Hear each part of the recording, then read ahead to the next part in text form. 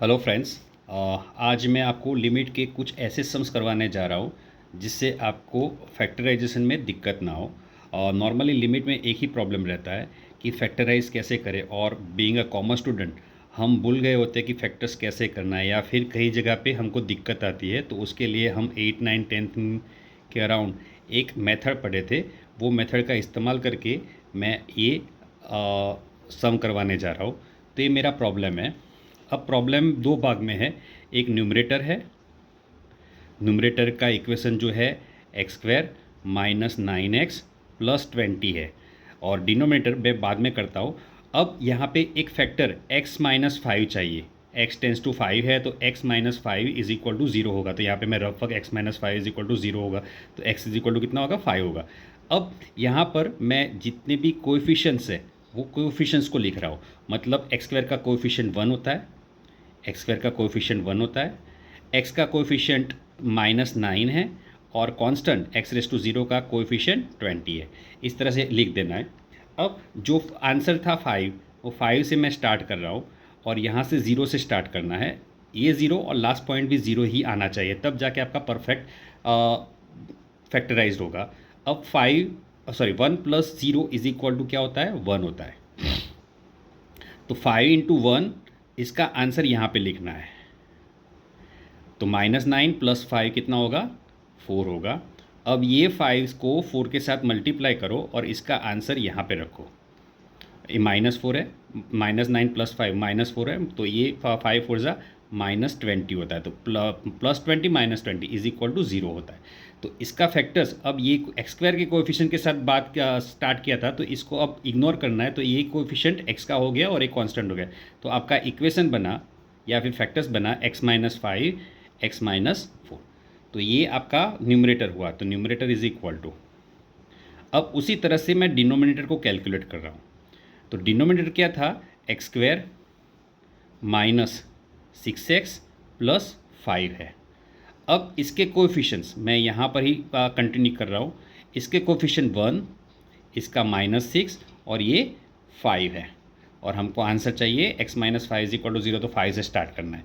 तो ये 0 से स्टार्ट किया, 1 प्लस 0 1 आएगा। अब क्या करना है, 5 को 1 के साथ मल्टीप्लाई करो और इसका आंसर यहाँ पे लिखो। तो -6 प्लस 5 -1 होगा। 5 इंटू -1, तो ये आंसर होगा -5। तो ये आंसर 0 हो गया। तो इसका आंसर आएगा x minus 5 denominator is equal, और सेकंड क्या होगा, ये x माइनस 1 हो गया। अब आपके लिए इजी है। अब न्यूमरेटर और डिनोमिनेटर जो भी है, यहाँ पे आप पेज मुझे कैरी करना पड़ेगा। तो ये लिमिट x टेंस टू 5 था। अब न्यूमरेटर मेरा जो आंसर आया है x minus 5 x minus 4 divide with x minus 5 x minus 1। तो x माइनस 5 कैंसिल हो जाएगा। साथ में क्या लिखना है, x does not equal to 5। अब x की वैल्यूज़ रख सकते हो। तो 5 माइनस 4 डिवाइड विथ 5 माइनस 1, तो 1/4 आंसर आएगा। तो ये आपका आंसर हो गया। तो आई होप आपको ये मेथड समझ में आएगी। हम दूसरा क्वेश्चन देखते हैं कि दूसरे क्वेश्चन में किस तरह से सॉल्व करेंगे। तो मैं सेकंड क्वेश्चन ले रहा हूँ। सेकंड क्वेश्चन है, limit x tends to -1 x square minus x minus 2 divide with 2x square minus x minus 3। तो यहाँ पर सबसे पहले न्यूमरेटर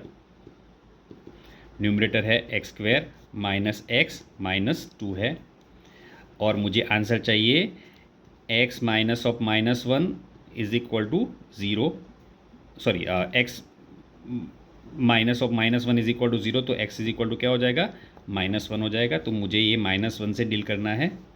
तो इसका कोएफिशिएंट 1 आएगा, इसका कोएफिशिएंट -1 आएगा, और इसका कोएफिशिएंट -2 आएगा। -1 से स्टार्ट करेंगे, यहाँ पे 0 से स्टार्ट करना है। 1 प्लस 0 इज इक्वल टू क्या होगा, 1 होगा। अब ये -1 को 1 के साथ मल्टीप्लाई करो और इसका आंसर यहाँ पे लिखो, तो -1 आ जाएगा। -1 प्लस -1 क्या हो जाएगा, -2 हो जाएगा। अब -1 को फिर से मल्टीप्लाई करो -2 के साथ, तो ये आंसर आ जाएगा +2 और ये आंसर हो गया 0। तो न्यूमरेटर का आंसर हो गया x + 1, क्योंकि ये x इज इक्वल टू -1 है, तो x + 1 इज इक्वल टू 0 हो जाएगा। तो x + 1 और ये क्या हो जाएगा, x - 2। तो ये आपका न्यूमरेटर हो गया। सेम वे डिनोमिनेटर क्या होगा, डिनोमिनेटर में लिख रहा हूँ 2x² -x -3। अब इसके कोएफिशिएंट्स क्या होंगे, 2 -1 एंड -3। -1 से स्टार्ट करना है, यहाँ पे 0 लिखना है, यहाँ पे 2, तो -1 × 2 कितना होगा, -2 होगा। -1 प्लस -2 -3 होगा। ये -1 के साथ मल्टीप्लाई करो और इसका आंसर यहाँ पे लिखना है, तो -1 × -3 कितना होगा, +3 होगा, और ये आंसर हो गया 0। तो आपका क्या बना ब्रैकेट फैक्टर्स, x + 1 और ये 2x - 3।